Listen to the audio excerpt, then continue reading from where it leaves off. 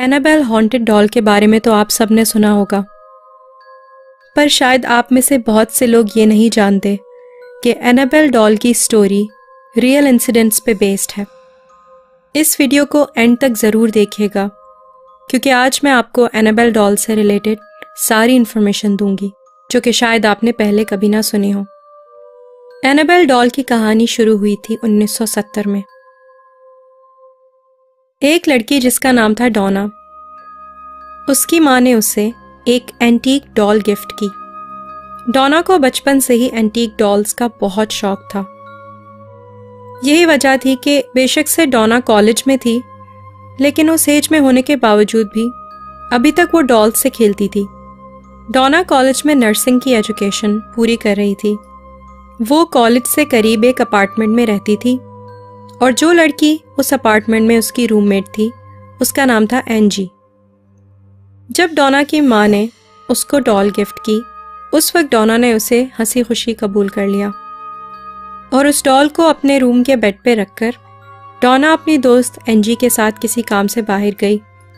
पर जब वो दोनों घर वापस आईं तो उन दोनों ने ये नोटिस किया कि डॉल खुद ब खुद अपनी जगह चेंज कर चुकी थी।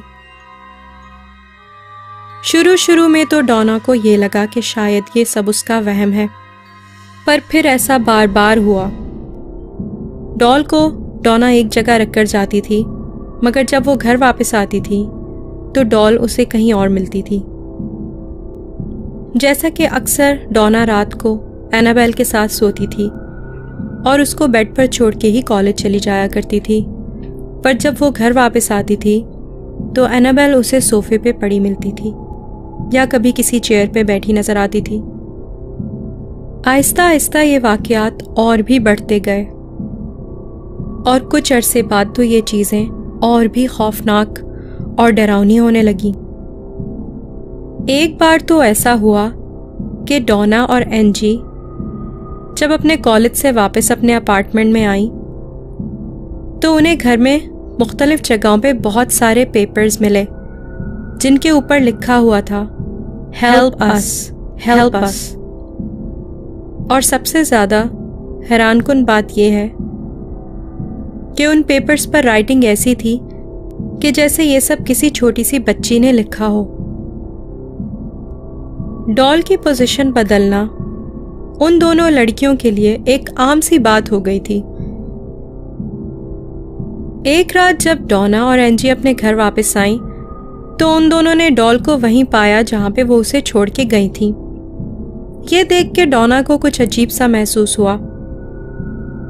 डॉना एनाबेल के करीब जाकर उसे ध्यान से देखने लगी तो उसने ये नोटिस किया कि डॉल के ऊपर खून लगा हुआ था। इस वाकये के बाद ये दोनों लड़कियां बुरी तरह से डर गईं। उन दोनों ने ये डिसाइड किया कि किसी पैरानॉर्मल इन्वेस्टिगेटर को बुलाकर ये पता लगाया जाए कि इस डॉल के साथ ऐसा क्यों हो रहा है। पैरानॉर्मल इन्वेस्टिगेटर ने जब एनाबेल को इंस्पेक्ट किया तो उसने डॉना को ये बताया कि एनाबेल डॉल के अंदर एक मरी हुई लड़की की रूह है जिसका नाम था एनाबेल हैगिन्स। उस इन्वेस्टिगेटर ने एनाबेल से बात करने की कोशिश की। एनाबेल हैगिन्स की रूह ने उसे बताया कि पहले वो इसी जगह रहती थी जिस जगह पे यह अपार्टमेंट बना है। एनाबेल ने यह भी बताया कि उसकी मौत तब हुई थी जब उसकी उम्र सिर्फ 7 साल थी और ये कि वो डॉना और एंजी के साथ खुश है और सेफ फील करती है। एनाबेल ने इन्वेस्टिगेटर के थ्रू उन दोनों रूममेट से ये भी पूछा कि क्या वो उनके साथ रह सकती है। चूंकि डॉना और एंजी नर्सिंग की पढ़ाई कर रही थीं और वो किसी का बुरा नहीं चाह सकती थी। एनाबेल की कहानी सुन के उन दोनों को काफ़ी अफसोस हुआ था, इसीलिए उन्होंने एनाबेल को अपने साथ रहने की इजाज़त दे दी। कुछ अरसे के बाद डॉना और एंजी का एक और दोस्त लू उनके साथ अपार्टमेंट का एक रूम शेयर करने आया और उन दोनों के साथ रहने लगा। जब ल्यू ने उस डॉल की मिस्टीरियस हरकतें देखी तो वो काफी खौफजदा हो गया। उसे ये डॉल एक आंख नहीं भाई। ल्यू का ये कहना था कि ये डॉल काफी खतरनाक है और डोना और एंजी को इस डॉल को एक्सेप्ट नहीं करना चाहिए था। उन्हें हरगिज इस बात पे अग्री नहीं करना चाहिए था कि ये डॉल उनके साथ रहे।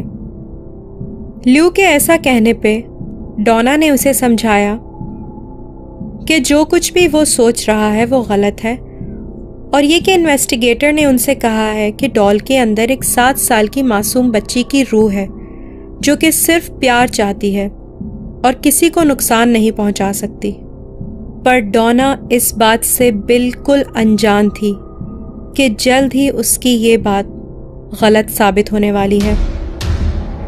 एक रात लू उस अपार्टमेंट में अपने कमरे में सो रहा था कि अचानक बीच रात उसे ये महसूस हुआ कि वो अपनी जगह से हिल नहीं पा रहा है और अपने जिस्म को बिल्कुल भी नहीं हिला पा रहा। इस वक्त लू बिल्कुल घबरा गया। अभी वो ये सोच ही रहा था कि उसके साथ हुआ क्या है कि अचानक उसे किसी बच्चे के हंसने की आवाज आई।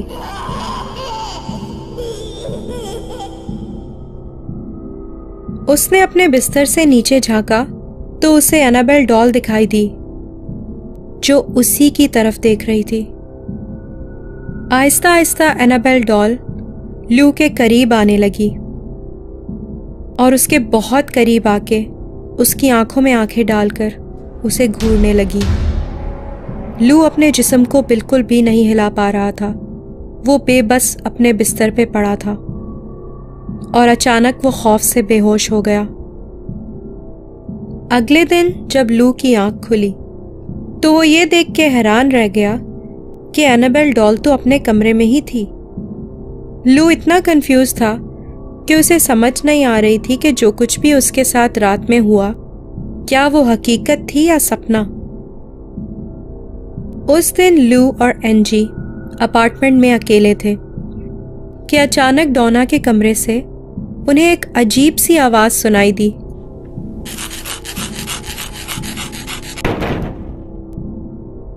उन दोनों को ये आवाज सुन के ऐसा लगा कि शायद कोई चोर उनके अपार्टमेंट में घुस आया है। जब लू ने उस कमरे में जाके देखा तो उस कमरे में कोई नहीं था सिवाय एनाबेल डॉल के जो कि उस कमरे के फर्श पे पड़ी हुई थी। अचानक से लू को ऐसा महसूस हुआ कि जैसे उसके पीछे कोई खड़ा है। जब फौरन से उसने अपने पीछे मुड़ के देखा तो वहां पे कोई नहीं था। फिर एकदम लू को अपने सीने में शदीद दर्द महसूस हुआ। जब उसने अपने सीने पे देखा तो उसके सीने पे उसे नाखून से खरोचने के निशान नजर आए जिनमें से खून निकल रहा था। ऐसे अजीबोगरीब वाकयात उस घर में उन तीनों के साथ होने लगे, पर डोना ये बात मानने पर हरगिज़ तैयार नहीं थी कि एक 7 साल की बच्ची ये सब कर रही है। पर मुसलसल ऐसे वाकयात होने की वजह से डोना ने भी उस डॉल पर शक करना शुरू कर दिया। इसीलिए उन्होंने एक प्रीस्ट फादर हैगन को बुलाया। फादर हैगन ने जब एनाबेल को देखा तो उन्हें ऐसा लगा कि एनाबेल का मामला बहुत खतरनाक है और इसका हल उनकी पहुंच से दूर है। इसीलिए उन्होंने डोना और उसके दोस्तों को ये रिकमेंड किया कि वो उनसे भी बड़े प्रीस्ट फादर कुक की मदद लें। फादर कुक ने बाद में जाके एड और लॉरेन वॉरेन, उस जमाने के बहुत मशहूर पैरानॉर्मल इन्वेस्टिगेटर्स से कांटेक्ट किया, जिनके बारे में मैंने आपको अपनी पिछली वीडियो द कंजोरिंग की ट्रू स्टोरी में बताया था। द वॉरेन्स ने उस अपार्टमेंट में जाके ल्यू, डोना और एंजी से बात की और इन्वेस्टिगेशन के बाद उन्हें ये पता चला कि एनाबेल के अंदर एक छोटी 7 साल की बच्ची की रूह नहीं बल्कि एक शैतान की बदरूह है जो कि एक 7 साल की बच्ची बनने का नाटक कर रहा है और उसका मकसद और कुछ नहीं, सिर्फ डोना, लू और एंजी के जिस्म पर काबू पाना है। ये सुनते ही डोना ने एनाबेल को द वॉरेन्स को सौंप दिया। और द वॉरेंस ने उसे अपने साथ रखने का फैसला कर लिया। उनके अपार्टमेंट से वापस जाते हुए एड ने एनाबेल को अपने कार की बैक सीट पे रखा। वो अपने घर के रास्ते पर जा रहे थे और पूरे रास्ते उन्हें अपनी कार में हेट की फीलिंग महसूस हो रही थी, जिसे वो साफ साफ फील कर पा रहे थे। और रास्ते में बीच बीच में उनके कार के स्टीयरिंग और ब्रेक्स ने काफी बार मसला किया। एक वक्त तो ऐसा हुआ कि उनकी कार पूरी तरह से आउट ऑफ कंट्रोल हो गई और उनका बहुत बुरा एक्सीडेंट होते होते बचा। फिर एड ने जल्दी से एक तरफ गाड़ी रोक के एनाबेल डॉल के ऊपर होली वाटर छिड़का और उस वक्त लकीली वो उस डॉल को काम डाउन करने में कामयाब हो गए और आखिरकार साथ खैरियत से अपने घर पहुंच गए। शुरू में उन्होंने भी यही नोटिस किया कि एनाबेल खुद ब खुद एक कमरे से दूसरे कमरे में चली जाती थी। फिर एक दिन एक प्रीस्ट जिनका नाम था फादर जेसन ब्रैडफोर्ड, वो एनाबेल डॉल को देखने के लिए द वॉरेंस के घर पे आए और उस डॉल को देखते ही उन्होंने कहा कि तुम सिर्फ एक डॉल हो, तुम किसी को नुकसान नहीं पहुंचा सकती।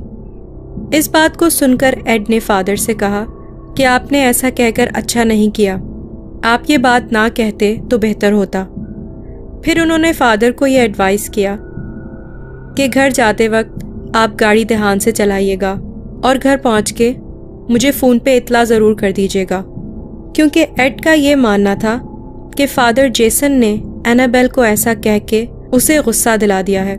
काफ़ी देर बाद जब एड को फादर जेसन का फ़ोन आया तो वो बहुत घबराए हुए लग रहे थे और उन्होंने एड से ये कहा कि वो आज एक बहुत ही भयानक एक्सीडेंट से बचे हैं। एड ने बाद में ये डिसाइड किया कि एनाबेल की शैतानी ताकतों को रोकने के लिए एक वुडन केस बनाया जाएगा जिसमें एनाबेल डॉल को रखा जाएगा, और उन्होंने ऐसा ही किया। उन्होंने एनाबेल डॉल के लिए एक स्पेशल वुडन केस बनवाया जिसमें एनाबेल डॉल को बंद करके ओकल्ट म्यूजियम में हमेशा के लिए रख दिया। आज भी एनाबेल डॉल ओकल्ट म्यूजियम में है। एनाबेल अब एक वुडन लॉकर में बंद तो है, लेकिन इसका मतलब ये नहीं है कि वो किसी को नुकसान नहीं पहुंचा सकती। कुछ सालों बाद एड ओकल्ट म्यूजियम में आए हुए एक विजिटर को एनाबेल डॉल के बारे में बता रहे थे।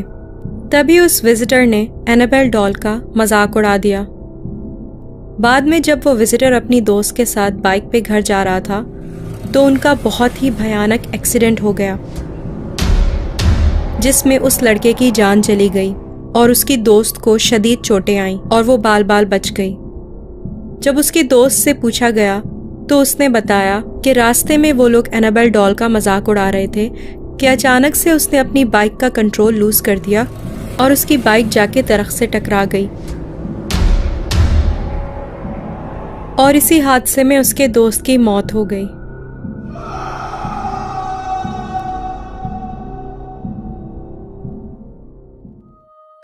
आज भी एनाबेल उसी ऑकल्ट म्यूजियम में है और हजारों लोग उसे देखने के लिए आते हैं। ये दुनिया की सबसे शैतानी डॉल्स में से एक नहीं, बल्कि सबसे शैतानी डॉल है। क्या ख्याल है आपका? क्या अगर कभी आपको एनाबेल डॉल से मिलने का मौका मिले तो क्या आप उससे मिलना चाहेंगे? मेरी आवाज़ में और कहानियाँ सुनने के लिए सब्सक्राइब कीजिए मेरा YouTube channel horror stories Hindi Urdu and share this video to support me, ताकि मैं आपके लिए और कहानियाँ बना सकूँ। मिलती हूँ आपसे अगली कहानी के साथ।